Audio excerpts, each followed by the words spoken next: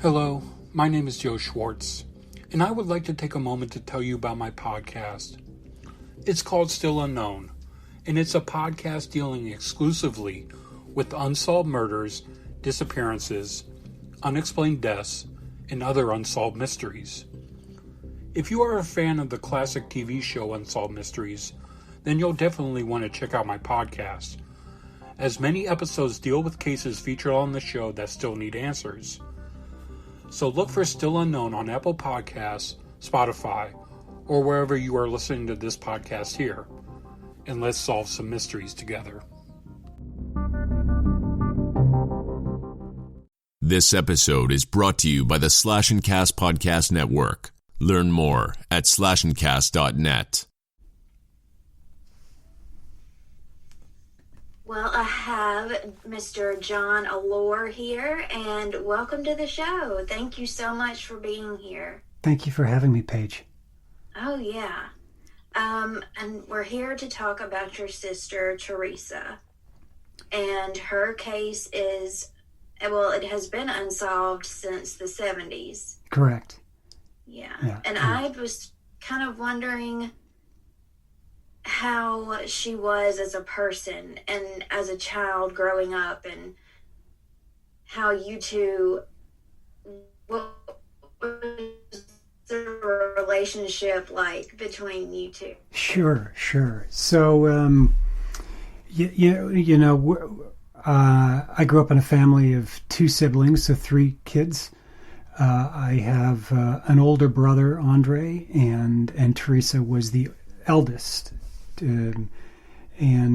So at the time of her death, she was 19, Andre was 18, and then I was 14, if that gives you an idea of kind of the separation. And because Theresa and Andre were so close in age, there was a lot of friction there that didn't necessarily exist between me and Theresa. There was enough distance that I don't think anyone ever felt threatened or anything like that. It was very clear that she was my big sister and I was her little brother. And there was never going to be a misunderstanding or stepping on toes or anything like that. So there was a greater comfort. I wouldn't say that there was conflict with Andre. In fact, the three of us were, as kids, pretty much thick as thieves in terms of playing and all of that stuff, until the age where, once you get socialized in school and you form your own social groups and things like that things begin to change. So, Theresa, because she was the eldest, it was very much what you would expect from an eldest young woman, and particularly in that age. Yeah. A trailblazer, a trendsetter, not that she's the only one, and I don't want to paint a picture that she's so unique and all that, but she was always full sails to the wind, willing to try things and go out on a limb, whether that was, what seemed like exotically long biking trips and always going to, the fringes of things, whether it's, exploring new areas of the city. I mean, we grew up in Montreal, which at that time in the late 60s, early 70s was a very exotic place and was getting, national attention. I think up to that time, even Canada had a tremendous inferiority complex until the World's Fair in 1967, where all of a sudden, not only Canada, but Montreal was on show. And all these people were coming to see what we were about. It was very, very exciting. And I would say that Theresa was very much caught up in that enthusiasm. So as she became a teenager and all that, the best concerts were coming to Montreal. So she was going to see David Bowie and Electric Light Orchestra and all of this. And disco was coming into fashion, so she was going to go to the clubs. And I don't want to paint a Pollyanna version of this either. It was the late 70s, so it was recreational drugs. So there was marijuana, there was hash. Not so much cocaine. Nobody could afford cocaine. Right. You know, certainly not a student an 18-year-old student. So not so much, you know, she might have tipped that way had she gone the route of, you know, go-go dancing and prostitution. Right. But, and I say this for a point because some people tried to paint a portrait of her that way, but that was just never her lifestyle. I have it on from friends of her, pretty good authority, that what her lifestyle was like is they'd get together on a Friday and a Saturday and drink some wine and smoke a joint and do tarot card readings and play board games and talk. You know, talk for 4 hours as good friends would do. Very caring, you know, always stood up for the little guy. You know, didn't have an attitude, wasn't a snob, but a bit of a rebel. You know, she dropped out of school. She dropped out of college and was out for about a year and a half and had a taste of like working. I think she was working in a jar making factory, right? And then she was working, in a ski making factory, you know, on the night shift, you know. So my God. Yeah, when she was like 17, 18. So she had a taste of that and then went to my mother and said, you know, I don't think I like this. Would you pay if I decided to go back to school? And of course my mom was ecstatic. Would I pay? Of course. So, you know, that kind of set things up for the fall of 1978, where, you know, to paint a picture of who she was in 78, and she was a year older than any other student. She had a taste of freedom, living on her own, lived on her own apartment, and she was, you know, in the 4 weeks leading up to her death, a dedicated student. She was focusing on her work. She wasn't at that point into party culture at all on campus. So that is the truth of, you know, in terms of the setup, who Theresa was and where she was, what her trajectory was in the fall of 1978. When I was reading about her, I oddly just felt this connection with her because I always said that I should have been born in that era and been a teenager in that era. And just the concerts and like the things that the music she liked and just everything. I was like, oh, I relate to her so much. Like the little get-togethers and the little smoking here and there and wine. And like, I just related to her so much. And it just made me really sad because she was such a great person as far as, you know, what I've read, and, you know, your book was amazing. Thank you. Yeah, and that's true. And, you know, we kind of think that, you know, for those of us who like true crime or unsolved mysteries and all that, that's something new. Her circle were all into seances. Seances were big. And as I say, tarot readings and a Ouija board on a Friday night was a great thing. I wouldn't do that. Too much. But yeah, you know, listening to, I mean, you imagine in the late 70s when a band like Heart came out that had two incredibly strong women who were not going to accept things on male terms. This would have been inspirational. I mean, now we think of Heart for the ballads and all that, but when something like Crazy on You or Barracuda came out in that period, it must have been just for everyone. I mean, I loved Heart too, because they rocked. But for a woman, those two sisters, and Theresa embraced that, absolutely. Yeah, I love that about her because I just feel that so much, and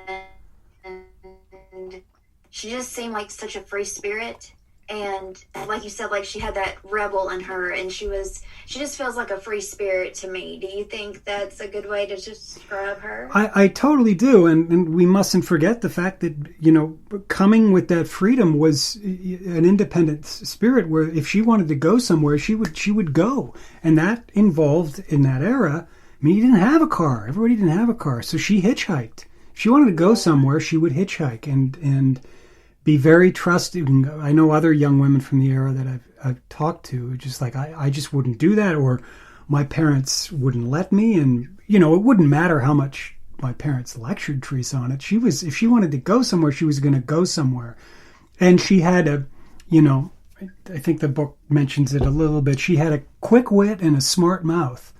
You know, there's something about somebody pulling over to her when she was hitchhiking one time and saying something like, "Hey, do you want to see my cock?" And Theresa shouts back, "No, thanks, I've already seen one." You know, very. I love her. Yeah, you know, very quickly, and it is very funny, and it's that kind of, you know, quick wit that, you know, makes you laugh. But it probably, a smart mouth like that could get you into trouble. Well, that is true. Yeah. But, you know, at the same time, I love that about her, even though, like you said, it's dangerous. But she was a strong young woman. She was fearless. I mean, absolutely. I mean, she would give my parents a heart attack with, you know, she'd come home and she'd say, "Guess what I did today?" And you were on the edge of your seat to hear what did you do? Did you go stock car racing, or what did you do this time? And, you know, it's like, well, I went skydiving. You know, in an era when, I mean, now we don't think much about that stuff. But it's like, you did what? You jumped out of a plane? That's crazy, you know? Or, you know, she would just... And I think part of that risk-taking element, you know, didn't play well into the narratives that started to propagate someone's imagination when she disappeared. And as the time went on, because she was so adventurous, I mean, I'll throw a bone to investigators and say you could visualize her doing some crazy things. You could say, well, she took off to the United States because that sounds like her. She just, didn't she tell anyone? Maybe not. Maybe she didn't. Maybe she just said, "Fuck," you know. I don't know. I don't know if I can say how much I can say. You can. Okay. You know, fuck this. I'm out of here for now, you know. So it was not beyond, to be fair, it was not beyond the realm of possibility. I mean, what I know now, it seems far-fetched. But I would say at the time, you know, the one that did strike me as weird is you know, well, she got pregnant and she felt ashamed, so she went to a convent. You know, that's not reading Theresa correct at all. Yeah, she would not feel ashamed if she got pregnant. Or, you know. And I don't think she would join a convent at all. No. No. You know, a lot of cults in that era. You know, we were right at the time of the Jonestown Massacre and all of that. So Jim Jones and Ghana. So a lot in your mind, did she join a cult? You know, did she go out to California and join some crazy, you know, cult? Because usually when I read things, it makes me mad when the police say, "Oh, they just probably ran away." But in this case with Theresa, she was such a free spirit, it could have been a possibility. Yeah. There's a term for that, sort of like they just sort of go missing. You know, sort of like an elephant going away to die. It's this kind of mysterious. Well, wait a minute, people don't just do that. It doesn't make any sense. So yeah. So, what made her want to go to another college that was kind of so? Was it really far away from where you guys lived? Yeah, so we lived on the island of Montreal, in the English part of Montreal called the West Island, and this college was about maybe 100 miles away, you know, in the countryside, in a semi-rural, although there was a big city there, called Sherbrooke. I think Sherbrooke at the time was about 90,000 people. Not big by today's standards, but enough to have Sherbrooke had enough to have its own police force and its own clubs and malls and stuff like this. And I think she chose Champlain College for a number of reasons. One was my brother was already there, and he was making out all right. So she probably thought, well, that's okay. Maybe that'll work for me too. The college that she dropped out of, called Vanier, was in Montreal, and she probably just felt, I would guess, too many distractions in Montreal. So she probably wanted to go somewhere and focus that was just different, away from, I talked to some of her Montreal friends, and they sort of said they were surprised at her choice in doing this. And some of them felt hurt by it, because my understanding is there was a cutoff with Theresa where she just decided that she had had enough of that lifestyle and she was going to start fresh. Oh, okay. Yeah. And I do want to go back just a little bit, because what really stood out to me was the calendar. Yeah. Do you want to talk a little about that? Yeah. So there's this, one of those old calendars. It was for a grocery store called Lalonde's. Lalonde's was we call them in Quebec a dépanneur. You'd call it a corner store. It was, owned by this guy named Monsieur Lalonde, who we all knew. And he had like a farm next door where we'd buy our pumpkins or apples in the fall from. And he would also sell in this store. It's the kind of place where, my father on the way home from work would pick up a case of beer and whatever mom said was missing, a loaf of bread, some trading cards for us. And Theresa would always, she always wanted what we had.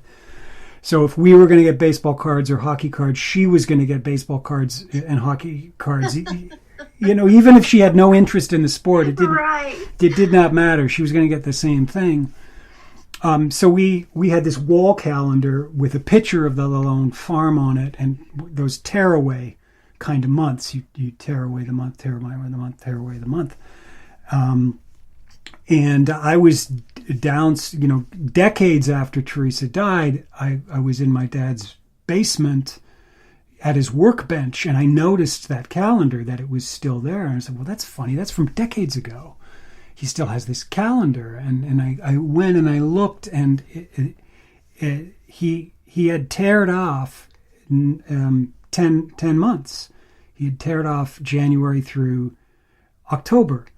And it stopped in November, and Theresa disappeared November 3rd, 1978. And that was the month that my father had decided he just stopped, time stopped there.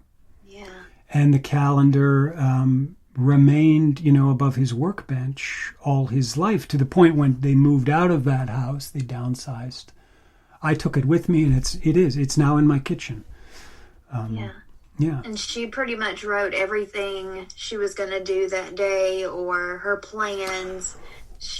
Well, that's another calendar, actually. Yeah, so there's my father's calendar, and then there's her calendar. That's right. I also found amongst her stuff recently a calendar from 1977, which was hers. It was obviously it was a Christmas gift from my mom when she's around 16, 17. And it's a little immature for her age, right? It's kind of Mary Englebrighty, Yeah, I saw it, and it was so cute, though. It's the kind of thing that a mother who still wants their daughter to stay young has, but Theresa probably saw it and said, "Oh, great, why can't it be a Led Zeppelin calendar or something, But she probably said, "Well, this will do." And so she marked it up a lot. And so it documents the year before she died very, very well.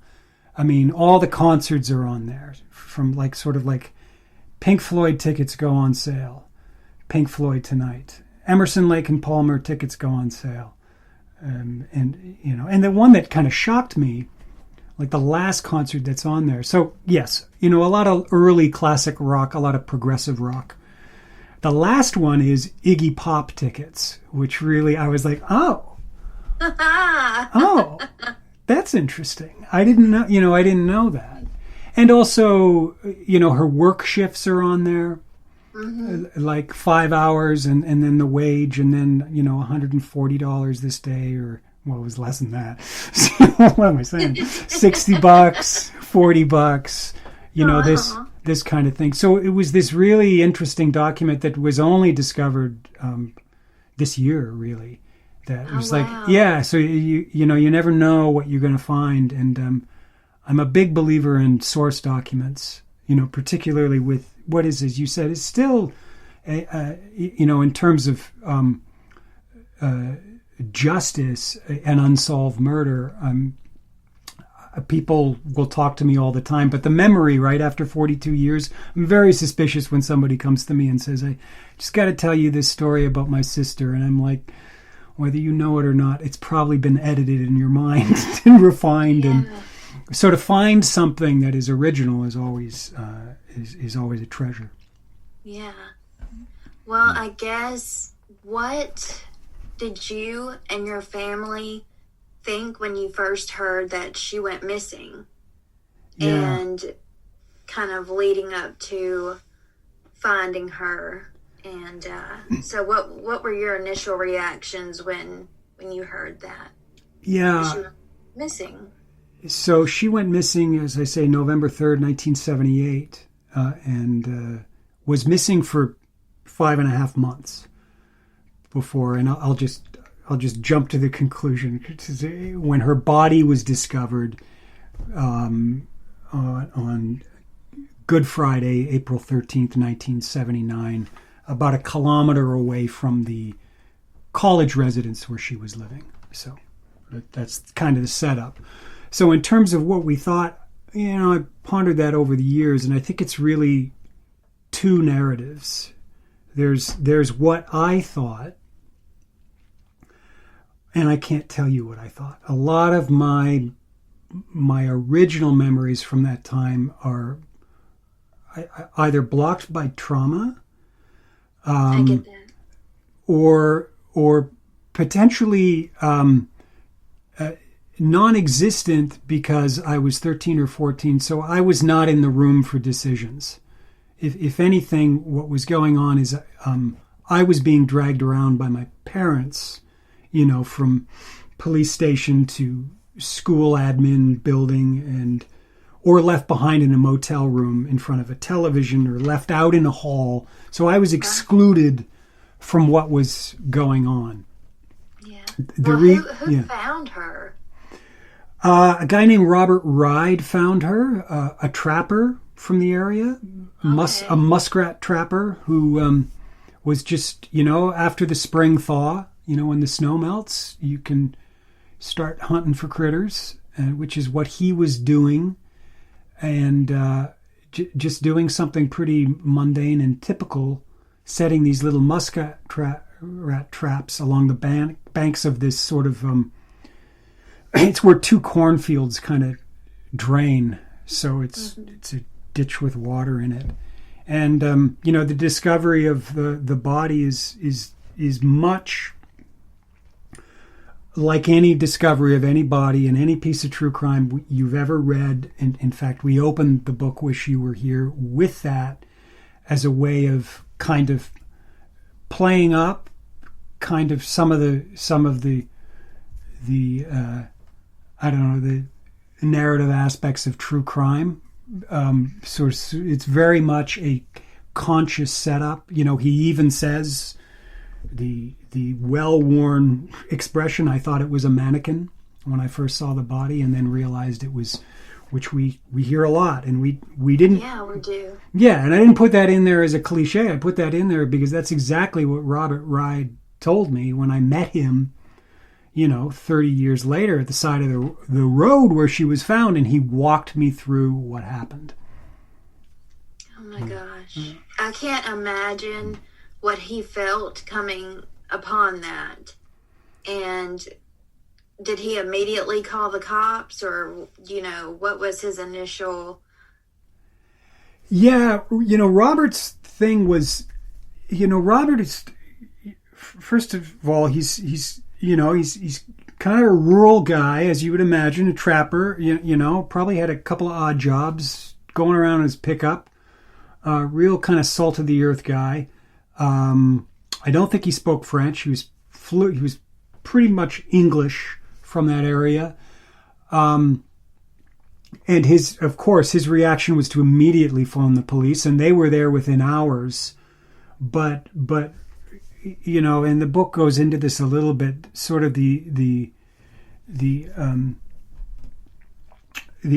many effects of trauma on a community with this kind of thing, that you sometimes think it's just you're in your bubble of it's me and my family who are affected by this. I think Robert was so traumatized by this, by the fact that even discovering the body placed suspicion on him. For years, he had to wipe off, feelings of guilt or feelings of suspicion, to the point one time. I mean, I've talked to Robert many times over the years for various reasons, because again, he's like a prime witness. And one time he phoned me up, this is about 10 years ago, just in a rage, because someone had provoked him in the area with questions. So he took it out on me, and he said, "How many times do I have to tell you I had nothing to do with your sister's murder?" And he was almost on the verge of like tears, and I had to talk him down and say, Robert, I know, I don't know who has stirred this up in you or why it has happened, but I don't feel that way. I don't feel you're responsible. But nevertheless, there's a part of him that did feel responsible. I can imagine that. Was it because did the police interrogate him? I mean, I'm sure if anybody comes upon a body, they probably are questioned. Yeah. And I think the logic of that is, okay, is this a guy who cannot live any longer with the fact that no one has found this body yet, so I'm just going to find it for them? I understand that. I would understand that. But in this case, it wasn't true. I mean, it goes along with some of the lore that a couple of other victims from the area were also discovered on Friday the 13th. And I've had many people kind of go, it's the Friday the 13th killer. And it's like, well, if you really walk through that, it doesn't make any sense. Yeah. It doesn't make any sense whatsoever. They're different people who found the bodies. They didn't know they were going to find it on Friday the 13th. So I'm not quite following you here. Yeah. Oh my gosh. So I hate to ask this question, but go ahead. When he found her, what emotions and everything was going through you and your family? How did y'all deal with that? Yeah, I mean, it was horrible. I mean, that I do remember, and that was a black day. As I said, so it was Easter Friday, and we were, if you know Canada, and the sort of the separation of geography played into this. So we were people who grew up in Quebec, but we just happened to, at the time, right around the time that Theresa decided to go back to school, move to Eastern Canada near Maine. So we would only recently been living there. So we were already removed from the scene of the crime, right? And so very vulnerable in that position, I would imagine my parents were. At the time when she was found, because it was Easter, we were back in Ontario near Toronto, because that's where my parents were born. So we were celebrating Easter in southern Ontario with relatives when my father got the call that a body had been found, and they thought that it was Theresa. And everything that happened after that was really just awful and traumatic. The body was quickly taken to the morgue in Montreal, because at that time, all within a certain vicinity, all bodies are suspected, I would say malfeasance, not necessarily murder, were processed in Montreal at the main police headquarters. So we were back in Montreal, although we were not living in Montreal. And I'll just tell the story because I remember it to this day. Is that we had to go to the morgue, which was on a floor with, and they say you remember color, and I remember that hospital green of that, and this corridor that my father walked down to identify the body. And because Theresa had been in water for 5.5 months, you can imagine the state of the body. So he walked back, and I say this absolutely, that the man that walked down that corridor was not the man who came out. And he came out and he said to my mother, he couldn't identify her. He said, Theresa had a scar above her eyebrow, right? And he would remember that because my dad accidentally hit her with a shovel when she was young. He was digging something and she came too close behind him and he hit her. So he remembered that scar, but that was the only identifying thing. In fact, he couldn't identify her. She had to be identified by dental records because he couldn't physically ID the body. Wow. And we were all there. My brother was there. I was there. My mother, my father. And it was to going for a meal afterwards at a restaurant where when we were 5, we had all gone to and enjoyed. And so, you have your parents trying to at least, initiate some kind of balm, but the magic isn't there anymore. Nobody wants to be at that restaurant anymore. In fact, nobody wants to be in Quebec anymore. It was a horrible, horrible weekend. Gosh. I can't imagine. And I'm just so sorry.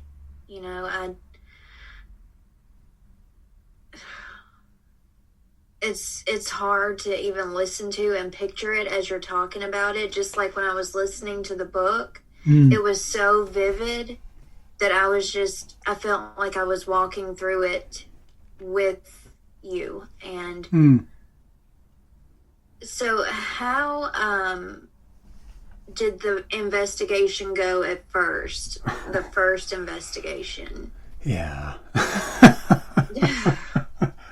Horrible.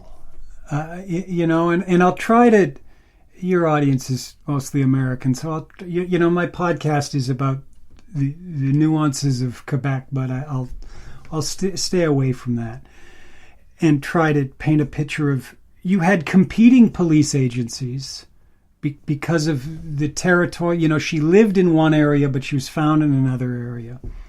So you had kind of the equivalent of, wars that go on between a local sheriff and say a state agency or something like that. You had something very akin to that, where the Sûreté de Québec, who in this case would be playing the role of the state agency, thought they were a bunch of know-it-alls, and where the local officials, who were way in out of their head, because you had no body, you didn't have the state or provincial agency with all of the resources and the expertise initially stepping in. So you had this local guy with, a small town guy. He had never worked a missing persons case, let alone a murder. He had dealt with property theft and things like this, manning I think a 7 or 9 man force in the town where Theresa, the school was, who was in, and I've written about this lately, who was in way over his head, but his initial instincts were right. Within 3 weeks, he had managed to put together that this may have been connected to a murder that had happened less than 2 months earlier of a woman named Louise Cameron, who was most definitely murdered. And in Theresa's case, you were never going to have evidentiary proof of murder because of the condition of the body. it was the circumstance that only an idiot would not see that it was murder. And to describe it for your listeners, when a young woman is found, exposed outdoors, in her underwear and her bra and panties, and her clothes are not nearby, but her torn scarf is in a cornfield adjacent to the body of water. Oh, and by the way, her clothing is never found, but her wallet is found 10 miles away, thrown to the side of the road. Circumstantially, this leads you to a sexual murder, if you have. But that's not what sort of the local authorities concluded, particularly the state agency. What the state agency got from that was, because she had a history of recreational drug use, then it must have been drug induced, and the mental gymnastics they made in order to get her to that place were absurd. Sort of like, well, she walked there. Well, where are the clothes? Well, she walked in her underwear. She walked from her residence of 200 students in her underwear? Okay, so it didn't happen that way. She died in her room and students panicked and they took her there. Well, wouldn't it be easier if she died in her room just to close the door? Yeah. Why would you, So there were all these absurd notions. She freaked out on LSD, and you can't overdose on LSD, but LSD was the main theory, and jumped off this little bridge into the water in her underwear and all of this nonsense, really. And the kicker, I will say, is, because it's important, okay, what did the toxicological report show? That they were able to analyze. No drugs. So where does that leave you? Well, it leaves you back with a small town sheriff who, right out of the gate, goes, I think this might be a murder and it's connected to another murder. Now, this gets reported in a French tabloid, which my dad never would have read. I didn't see that article until a couple of years ago. But it nails it. It confirms all the work I had done for 20 years. I was like, aha, somebody gets it. Why did you not? But he would have been, his name is Leo Hamel, he would have been muzzled. He would have second-guessed his instincts. He would have said, well, the bigger boys here know what's right. And the thing that killed that theory gaining momentum is 2 weeks after that article was published, another article appeared in another bigger tabloid whose headline was Theresa Allore, a drug story. No. Oh my God. Yeah. And this paper had never published anything leading up to Theresa's, there had been no series of articles like they first say missing girl, and then a drug story, and then later they say what's happened. It's the only time this paper in the 5.5 months ever published this article, Theresa Allore, a drug story. And the photo of Theresa was, they chose the absolute worst photo they could imagine of Theresa, so she looked like a crazed druggie in all of this. And the effect of that article would be, well, it killed the investigation. If you were a member of the public and you read something like that, initially you might think, well, where's the missing girl? What's going on? And then when you read an article like that, you're going to go, as the public, oh, it's a family affair. I think I saw someone who looked like her, who looked like she was in trouble. But if she took drugs and overdosed, well, I guess I didn't see what I thought I saw. And my theory about that is I think that article was planted by the Sûreté de Quebec. They were the only ones with a headquarters in Montreal where the papers, was published. Not Leo Hamel wasn't there. I'm getting a little off track, but it's fresh in my mind because it's something that I've recently written about. But all of that is back to your initial question. I mean, the whole thing was a clusterfuck and a covering your ass thing. People were only all too happy to say it was a drug story. Blame the victim by all means, you know. And the school where she was at, you know, they were facing, as you would imagine, a student goes missing, and people are saying, she's in the United States, she's anywhere but where we are. She shows up, a kilometer, a mile from their residence. This spells exposure. You know, it's a wonder my parents never sued the school.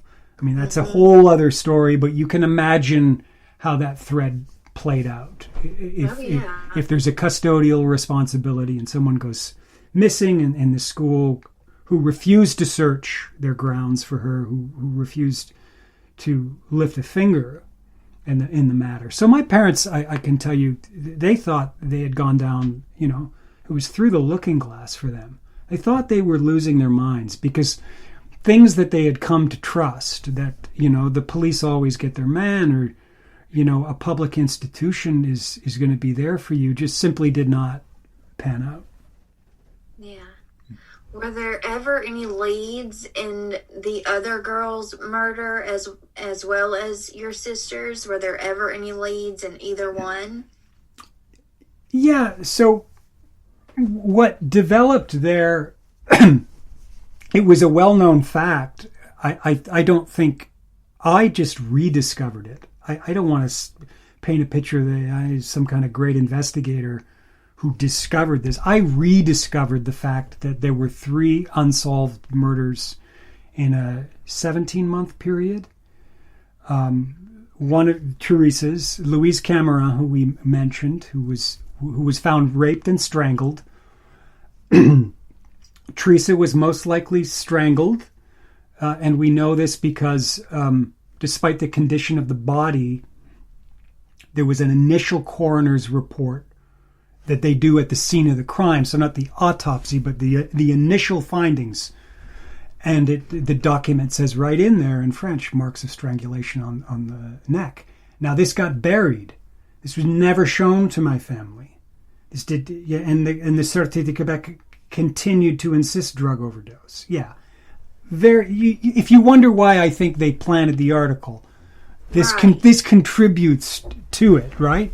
So this was never... And then the third victim was a young, like a 10 or 12-year-old girl named Manon Dubé, who disappeared walking home with her sister one night, and whose body was found, I think 6 months later, face down in a stream. Again, all of them outdoors.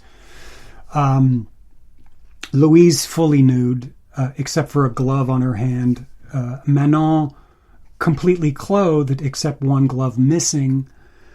And the police just had a lack of imagination with these things. I mean, with Theresa, it was like, but the underwear wasn't taken off, therefore she wasn't.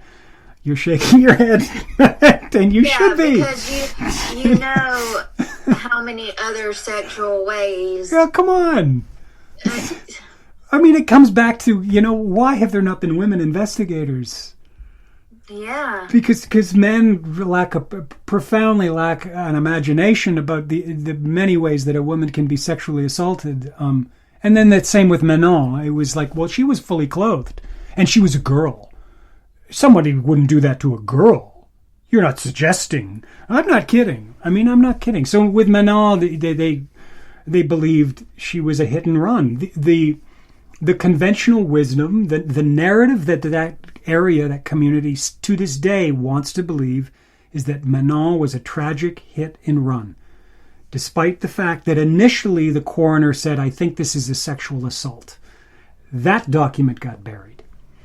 Why do you think they've buried that? And why do you think that they wouldn't just, you know, come out and say, we think this is a murder, or this is a murder of these 3 girls? Why do you think they would do that?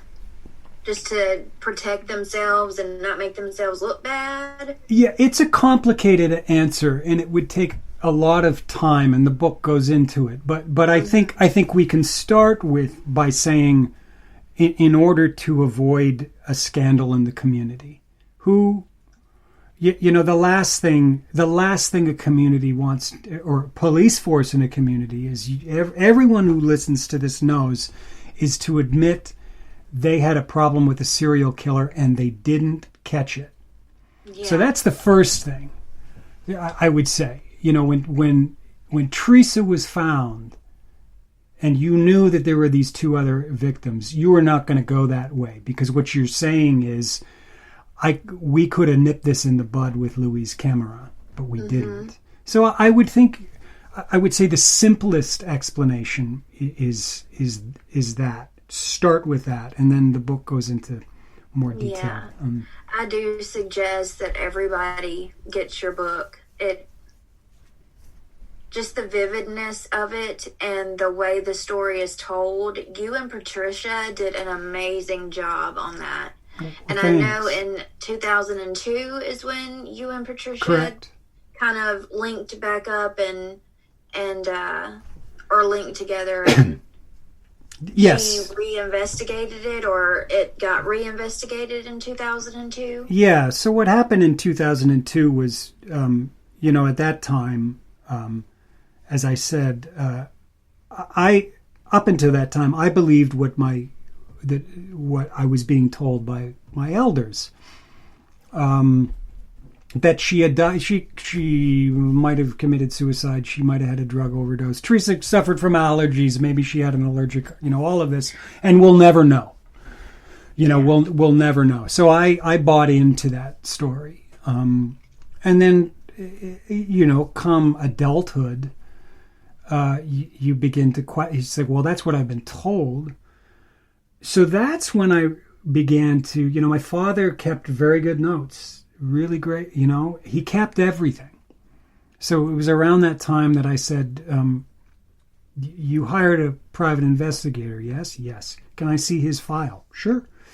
And then it turns out the private investigator was still alive. So phone up Bob Bulak and do you still have a file? He said, it's on my desk. I never forget this case. Can I have it? Sure. I got no use for it. So getting coroner's documents, but the greatest was my dad's notes, because he documented, for that year from her disappearance to, I think the following fall. It's almost an entire year. Everything, every phone conversation, every absurdity that he was experiencing. And the more I began to read it, and because Patricia Pearson, who I had gone to high school with, we were in the arts together in high school, but I was more performing arts. She was more creative writing, but she'd become a writer, and a criminal writer. She doesn't like to talk about this because she finds it disturbing, but for the Globe and Mail in Toronto, she covered the Carla Homolka and Paul Bernardo trial. Oh, okay. And I don't know anybody who covered that wants to talk about it. They just will not. But very seasoned. Long story short, we met up in Sherbrooke and went to the scene of where her body was found, and within seconds, I think it was the first time I had been there too. And the light bulb went off with both of us. We were like, well, this is none of these things. This is a sexual murder. I said, that's what this is. And from that, she wrote a series of articles. She was then not with the Globe and Mail. She's now with the National Post at that time. And she wrote 3 articles called Who Killed Theresa, that basically said, what the family was sold was a sham. And that this is the area had a problem with a serial killer, and God knows where he is now. And this only documents 3 murders, and God knows who else was murdered, and that he got away with it. And by the way, we have the opinion of criminologists who back this up. Principally Kim Rosmo, who is a geographic profiler. Kim had covered the Robert Pickton case in the Vancouver South downtown East Side murder of prostitutes, and told that community long before they would admit they had a serial killer, that they had a serial killer on their hands based on geographic evidence. And they denied it, and they denied it. It's Division E, the RCMP. They denied it for years until, I mean, anybody who, if you look at the Picton murders in the rearview mirror, and Picton's piggy farm and all that, you just go, how could anybody have not seen this? Yeah. But he faced such obstacles. I mean, I don't know that he got fired from the Vancouver force, but he was not seen as a hero. He was not seen as some kind of hero for even bringing up, with evidence, the prospect of a serial killer. Again, because what it really points the finger to is the tremendous failure of a police agency. Right. So all of these years later, how are you and your family doing? And, how are y'all? Because I know on the 3rd, just passed it, how are y'all dealing with it? Well, I would say, I think it was met with a little uneasiness that I was writing a book, and I frankly and justifiably I got a lot of not this again. When is this going to end? And I think that's fair. For the most part, for the 3 years that we were working on it and needing to,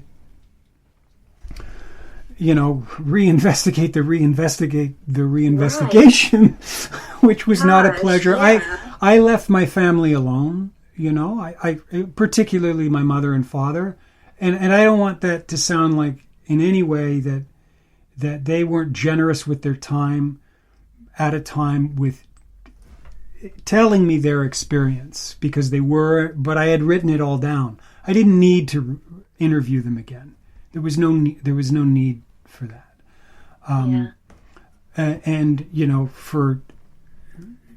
So I don't talk about that aspect about it with my parents anymore. When I phone them on a weekend or something like that, it is like any other family, really. I mean, I think there's always a heavy heart in any conversation we have. But when we talk, I talk to my mom about, season 4 of The Crown is coming up, and and I talk to my dad about, COVID has really been painful for anyone who's a sports fan and this kind of thing, and so we talk about those things, and my brother as well. My brother also has been very generous with his time. And telling me things. My brother has much better memory than I do. My brother remembers everything. Well, he was closer to her age, so I'm sure he... There you go. I mean, to the point where, it's awful. But, myself as a good investigator would walk down any path. So I've entertained the drug theory, but it just doesn't add up. Have I suspected my brother? Well, yeah, I've walked down that road, but it just doesn't add up. There's no evidence of it, right? And that's a horrible thing, because people come to me often, that other brother, he's really quiet. I would take a look at him, and I'm like, you know what? Just enough. And all of that is to say to you that 42 years later, you mentioned the anniversary date. So the book came out, and I wasn't going to ask my father or mother to read it. I don't need that validation. They don't need to, particularly my father, who was, if you were to look at it from his perspective, he's the guy who got gaslit. He's the guy who believed everything. And I don't want to put him through that, some kind of trial of, I'm Mr. Smarty Pants who figured it out. Why didn't you? And there's no point to it. I don't need him to accept it. He lived it. So, I didn't talk about the book or play it or sort of say, "Hey, look at me! I'm on this show," or they don't need to. They don't need that. They don't need that. So leave them alone. And but I did. People are going to read it, and my brother read it, and in fact, everyone of his family read it. His kids and his wife, and bless their hearts, bought copies and loved it. And I've heard from a lot of relatives who read it and said what I never figured out. Usually their first reaction is, I'm so sorry. Yes. Their second reaction is, it answers everything I wanted to ask, but I just felt too awful to ask the questions. And because we didn't know anything. It does feel really bad every time that I talk to someone. There's questions that I hate to ask because I don't want to make anybody sad or more, or sadder than we already are about it, and it's hard to ask certain questions because I don't want to put somebody through that all over again. It's hard to answer certain questions. I would say that I have purposely formed a very thick skin over the years, and I'm guarded. And there's some things I won't discuss. But you can ask me anything. If I won't make you feel awkward, if you go to a territory that I feel weird about, I'll just say, well, I'd rather not answer that. There's no point in me embarrassing someone else, or because it would be. I'm not an expert at this. I often interview, victims on my podcast, and it doesn't make me any more skilled at it. I feel the same thing. It's like I don't want to bring this up, or as you say. Yeah.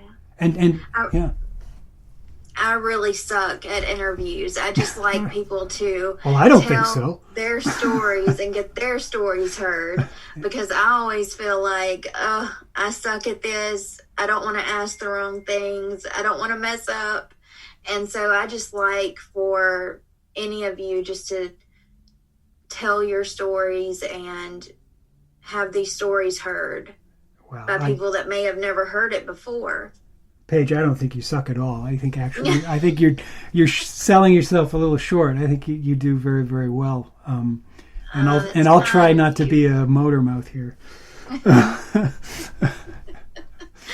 Oh my gosh, you're too kind. So I know the case is closed, but do you ever think that there might be justice for her in any way? Well, what the party line that the police will tell you is, the case is not closed. It's always open because there can, an unsolved case can never be closed. But I come back always with, but if you're not actively pursuing it, then in effect the case is closed. Can we stop playing these word games? So yes, you're right. I would say that. In terms of the police procedural, they're not doing anything.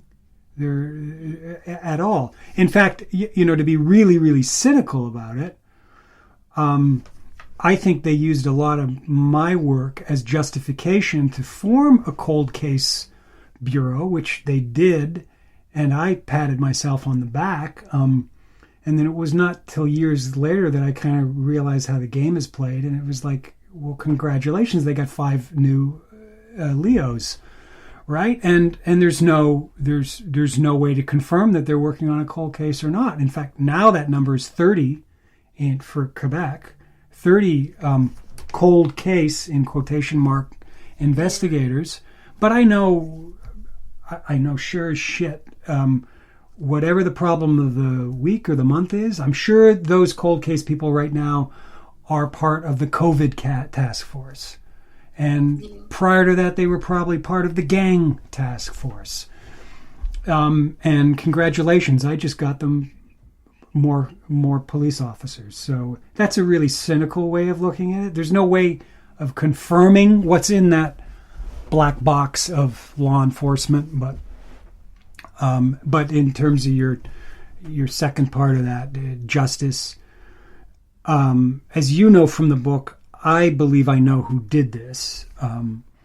It was an offender named Luc Gregoire, who grew up in the Sherbrooke area, who had a history of crime and particularly sexual assault in the area, and then went on to murder a young woman in Calgary in 1993 and was put away.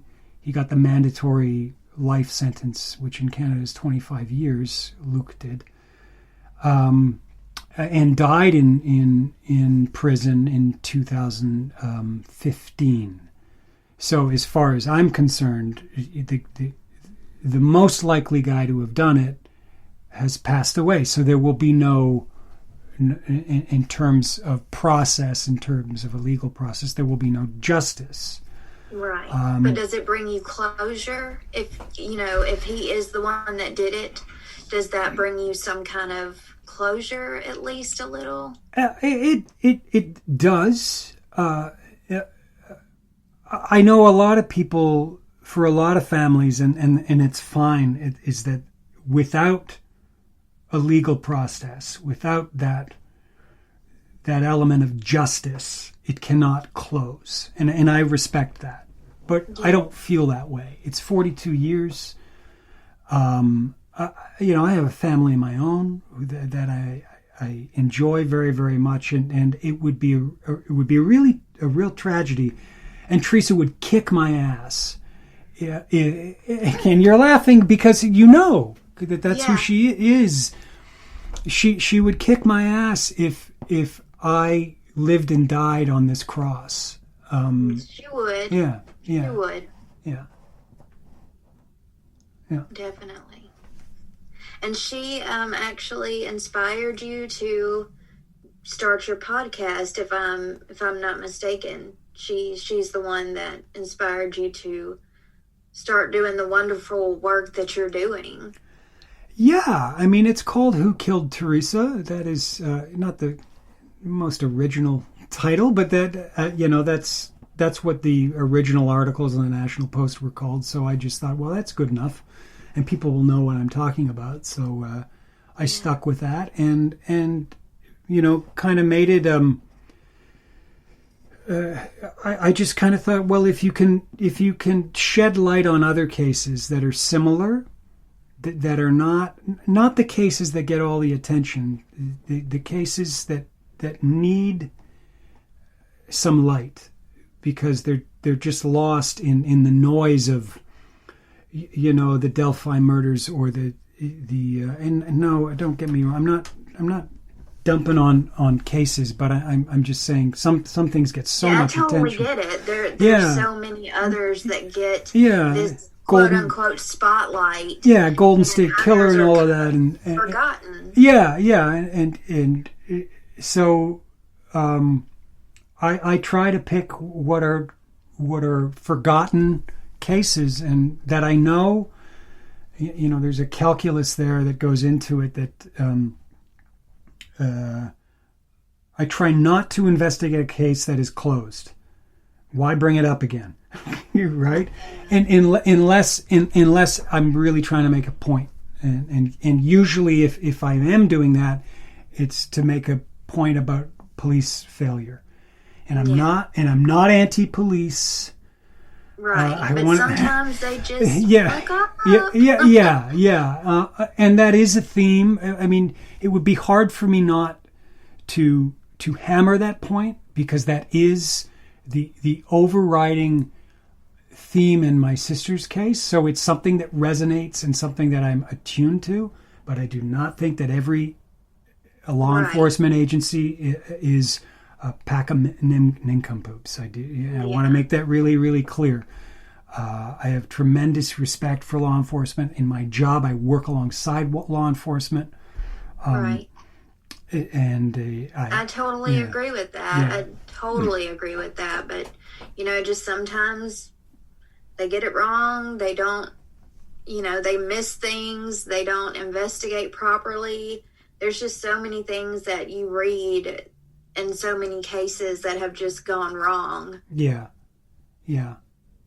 No, absolutely. So if I can find a case that, can and I feel there's several that, the gold standard that everybody wants is you want to solve a case.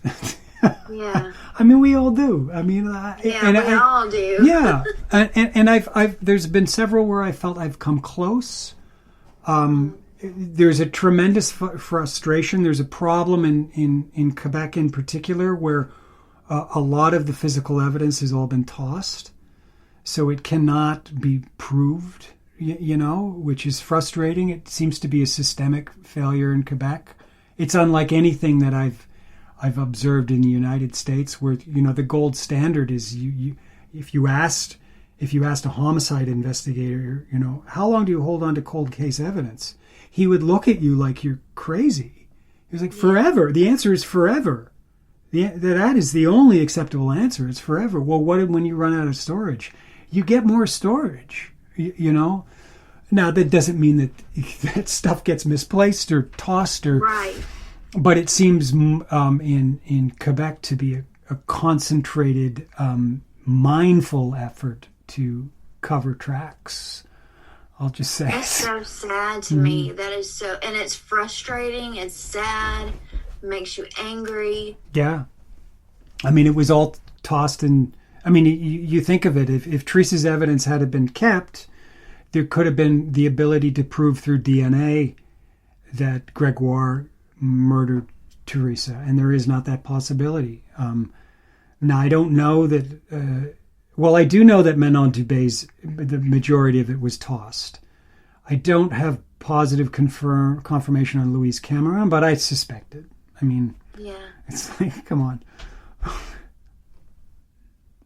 Yeah. So does your family think that the guy that you suspect did it? Do they agree with you, or did they have kind of their doubts about it? Well, I take my brother, for instance, who is a very analytical guy, and if anyone was going to pick apart what I put together, it was going to be him. And through the writing of it, there's times where I'd explain things to him, and he was like, "I don't follow you. I'm not getting this." But I was trying to think through ideas and things like that. When he finally read the book, and he was like, "I get it. I get it. I think you're right." I mean, the other criminologist we worked with from Simon Fraser University, who is the expert, I can't say his name, sorry. He is the expert in sexual murder in Canada, if not in North America, if not beyond that, in sexual murder. He is the guy who interviewed a majority of sexual murderers, did one-on-ones with them in the Quebec prison system. So he knows all the offenders. And his language, and he interviewed Gregoire. Gregoire was part of his research. And his expression was, statistically, it's improbable that Luc Gregoire did not commit these murders. And that's the best confirmation that I've heard. It doesn't mean that I'm right. It does leave, statistically, it leaves a room for error. But, am I 100% sure? I'm never 100% sure of anything anymore. Right. Anymore. Are you kidding? With what I've been through on this Odyssey, I'm never 100% sure on anything. But I'm as close as I'm going to get. And to anyone who goes, "You got it wrong," what I say is, okay, show me. Show me, walk me through what I got wrong and in a better theory. And I'll listen. I will. Absolutely. You're open. You're open to hearing anything. Just the other day, somebody said to me, I got a theory, and I've heard a lot of, them. But I was like, I can imagine. Yeah, and I was like, well, I'll hear another one. And she said, here it is. There was a guy on campus at the time who was flamboyantly gay, and he wrote in the papers in 1980. He was like an editor for one of the campus papers, and And he came out and was very critical about how he was being persecuted and he was gay bashed. And I'm using the terms from the era, so just hang on. Stay with me here. And supposing Theresa, was a friend of his and got caught up in that and somehow bent somebody's nose out of shape because she sympathized with him, and they killed her and they dumped her. And my reaction was that's fantastic. I've never heard that before. Yeah. There's no evidence of that. There's no evidence, number one, that she knew the guy. I know where the guy lived. He didn't live in the dorm where she lived. He lived in town. So she was only there 6 or 7 weeks. So not a whole lot of time to form some kind of meaningful bond with him. Yes, no. Theresa was very accepting of people. Yeah. But I don't know. There's no evidence that she was an early pioneer for LGBTQ rights. Right. I don't know one way or another whether that's true. So that is the most speculative answer. I mean, you might as well say, something like, well, she was walking across the street and a moose hit her and somebody felt bad and they took the body and they dumped her in a way. That's possible too. Yeah, sure, it's possible. But when there's no concrete evidence, it's so... I don't see any moose fibers. I don't, So I am absolutely, somebody comes to me and at some point and is like, have you got it wrong? I'll listen. I'll absolutely listen. But there's too much, and because you heard, there's too much that builds up to make the case for Gregoire to ignore. Yeah, I feel so too. Before we go, do you want to tell everybody what your book is called and where to find it? Yeah, I would love to do that. And your podcast? Yeah, sure. So the podcast is Who Killed Theresa? And the easiest way to find it is just on the website, which is theresaallore.com, TheresaAllore.com. So I write and I also podcast, and you can find the stuff there. And the book is called I Wish You Were Here, and it's published by Penguin Random House, and it came out in September. Right now, it was because of COVID, there was a soft release just in Canada. Although if you're wily, I am hearing people finding a way. Where there's a will, there's a way, right? So people are finding a way to buy it, like on Amazon Canada, and get it, shipped. You can always do that. So right now in Canada, the thing that I'm ecstatic about is you can buy it at Shoppers Drug Mart, which is the equivalent of like CVS or something like that. Yeah. That's where I want it. I don't want it in some snooty bookstore.